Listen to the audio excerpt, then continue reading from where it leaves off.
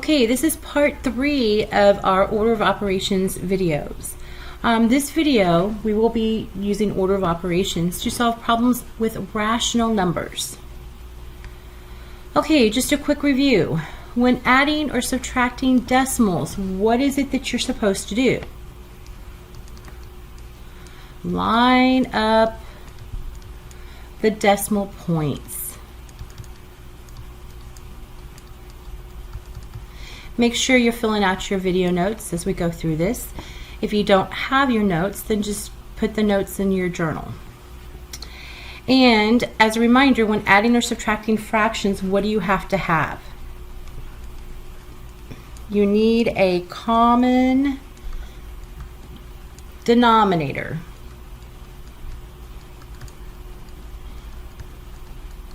Okay, things to remember. Okay, let's get right to it. Okay, we are doing order of operations, so let's write down our PEMDAS. P for parentheses and grouping symbols, E for exponents, MD is multiplication and division going from left to right, and AS is addition, subtraction going from left to right. So taking a look at our first problem, we do have parentheses. We have a group here. We have 2 plus 4 squared. Because there's both addition and an exponent, we have to do PEMDAS inside these parentheses. And the exponent would come first. So we're going to do 4 squared first. And 4 squared does not mean 4 times 2. It means 4 repeated twice with multiplication as the operation. And 4 times 4 is 16. So let's rewrite our problem. 1/2 parentheses 2 plus.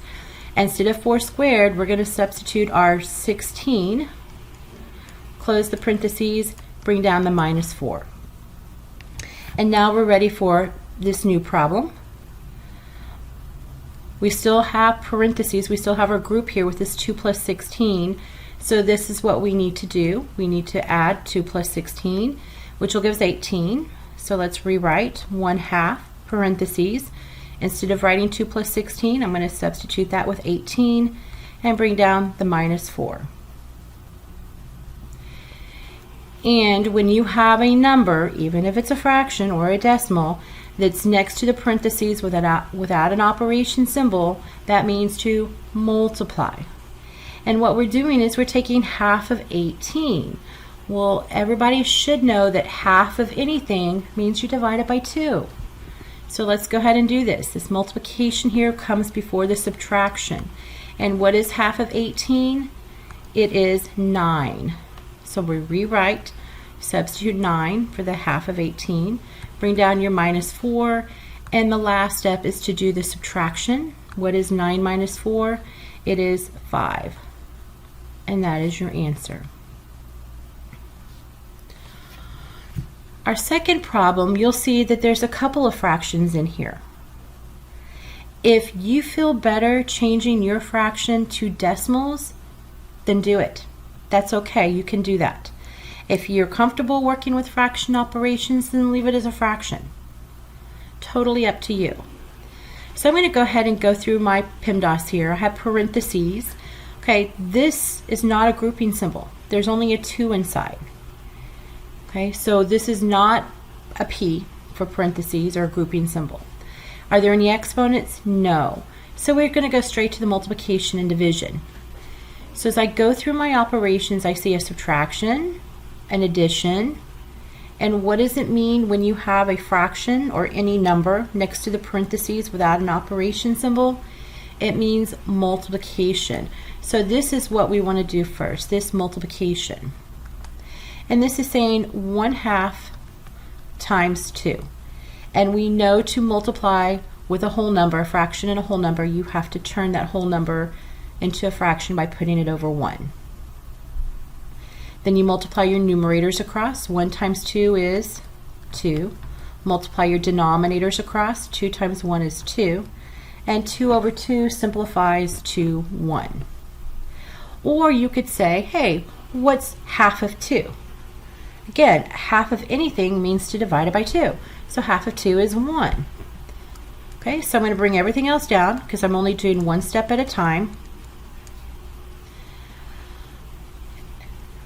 All right, so there are no more multiplication or division. It's just addition, subtraction. So we're going to go from left to right, and we see that we need to subtract first. Now, there's a couple of different ways you can do this. First thing is you could say 1/4. 1/4, what is that as a decimal? You should know this. Think of your quarters. 1 out of 4 quarters is 25 cents. So I could think of this as $2 minus 25 cents. So if you take 25 cents away from $2, what are you left with? You're left with $1.75.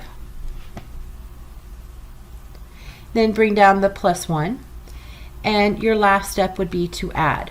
$1.75 plus $1 equals $2.75.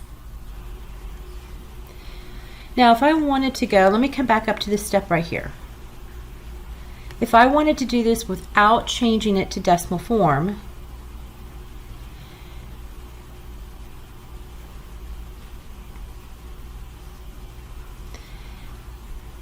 then I would do it like this. 2 minus 1/4. I need to have a denominator of 4, so I'm going to have to borrow from the 2. It becomes a 1 whole. And if 4 is the denominator and I want to make it 1 whole, that means the numerator has to be 4. And then subtract. 4 minus 1, subtract the numerators. 4 minus 1 is 3. The denominator stays a 4. 1 minus 0 is 1, so 1 3/4. So you could also call this as 1 3/4 plus 1. Add the whole numbers together and you get 2 3/4. So either one would be a correct answer.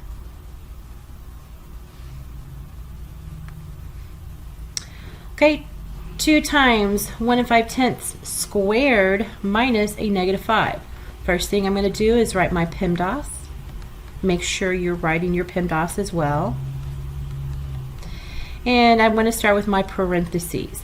Okay, this is a, hey, look at me, I'm negative. So it's not really a grouping symbol. But this one right here is a grouping symbol. And I have to do what's inside. Inside says to multiply. We're multiplying with a decimal.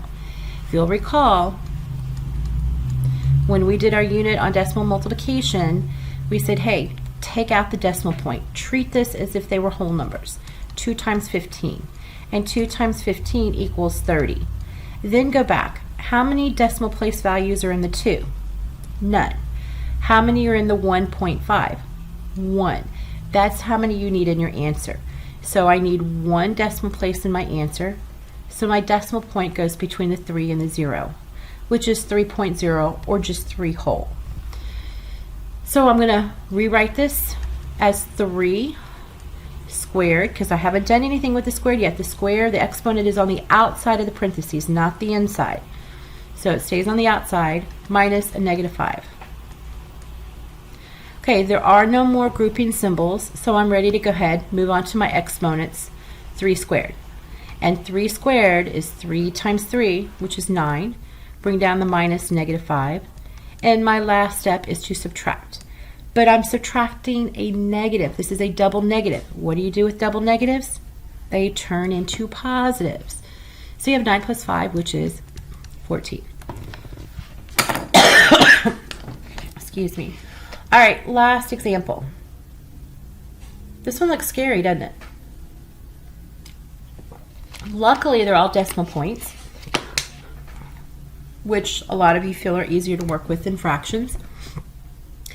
It's okay if it's scary looking, as long as you're doing the PEMDAS steps and you're doing 1 step at a time. It makes it much easier to work with. Okay, so if you'll recall, when we have a fraction, the numerator acts as its own grouping and the denominator is its own grouping. So we have to solve everything in the numerator first and then solve everything in the denominator. So let's start with the numerator. Use PEMDAS. Do I have grouping symbols, parentheses? Yes, right here. So I want to do 8.2 minus 1.8. And at the beginning of the video, we said to add or subtract decimal points, you have to line them up. So 8.2, line up the decimal points. Okay, when you line up the decimal points, that means that all of the other place values are lined up. And I'm ready to subtract. So I'm going to borrow from the 8, it becomes a 7. This 2 becomes a 12. 12 minus 8 is 4. Then I bring down my decimal point. and 7 minus 1 is 6. So I have 6 4/10. Write everything else, plus 2. And this operation, remember, is multiplication. 2 times 1 8/10. Okay, my next step. I'm done with my parentheses. Are there any exponents? No. So I'm ready for multiplication and division, which there's only multiplication. Again, this is 2 times 1.8. If I take away my decimal point, it's the same as saying 2 times 18, which is 36. Go back. There are 0 decimal place values in the 2. We have 1 decimal place value in the 1.8, so we need 1 in our answer. So our answer is 3.6.